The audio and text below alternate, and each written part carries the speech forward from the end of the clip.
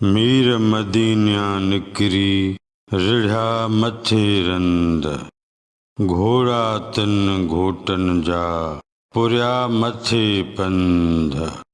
जिते रहा रातड़ी से सुहारा हंध, कुल्हा करंगर कंध झुरन झूंझारन जा। नवन लफ्ज़न जी माना। मीर हिन बैत मूजिब लफ़्ज़ मीर जी माना थींदी इमाम, शाह या शहज़ादा। मदीनिया माना मदीने मां या मदीने खां। रिढ़िया माना हलिया। लफ़्ज़ रिढ़िया मज़दर रिढ़ण जो फ़ेल माज़ी आहे। रंद माना रस्तो या गसु। घोटन ही लफ़्ज़ इस्तारे तौर इमामन जे लाइ इस्तेमाल थियो आहे। पुरिया माना हलिया। लफ़्ज़ पुरिया मज़दर पूरण जो फ़ेल माज़ी आहे। पंध ते पुरण हिन इस्तिलाह जी माना आहे सफ़र ते रवानो थियणु। सूंहारा माना सूंह वारा या सुहिणा। झुरन माना गरन। हिन बैत मूजिब माना थींदी कपजन, कटजन, कुसजन। झूंझार माना पहलवान, जंग जे मैदान में विढ़ंदड़।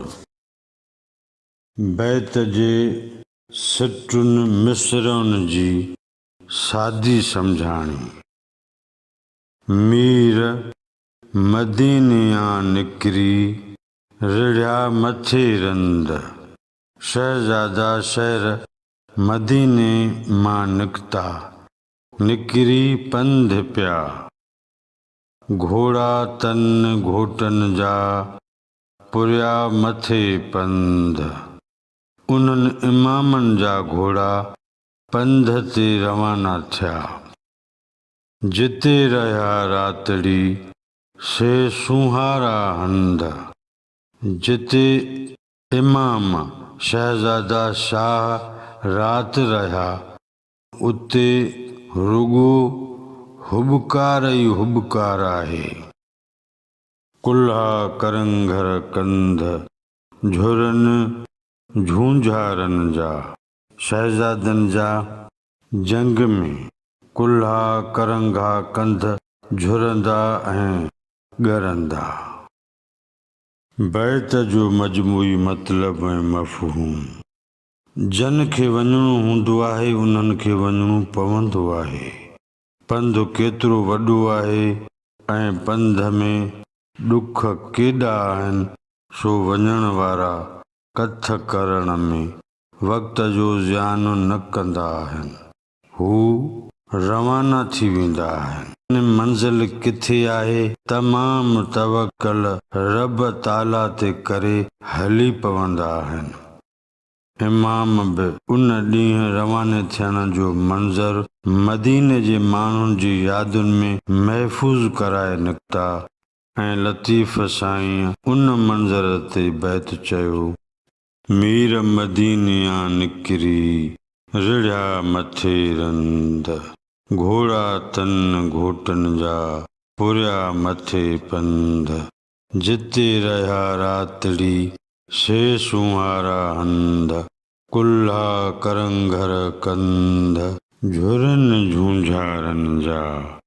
इमाम सगोरा मदीने मां निकिता, रस्तो वठी रवाना थिया।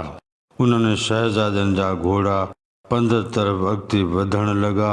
इमाम सगोरा जीअं त कुटुंबनि समेत सफ़र ते रवाना थिया हुआ, तंहिं करे जिते सिजु लही वेंदो हो उते तरसी पवंदा हुआ।